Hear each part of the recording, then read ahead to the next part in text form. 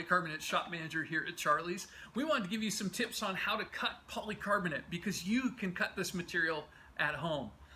Simple basics of cutting building materials. Measure twice, cut once.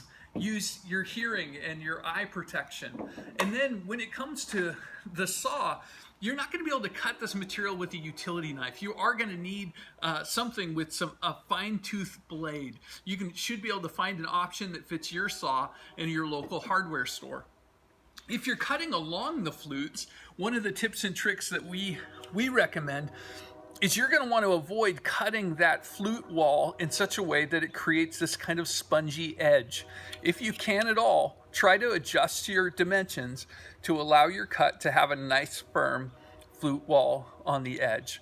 That'll avoid leakage and structural issues with your project later on. Thanks so much for checking out this video. For more tips and tricks, check out charliesgreenhouse.com.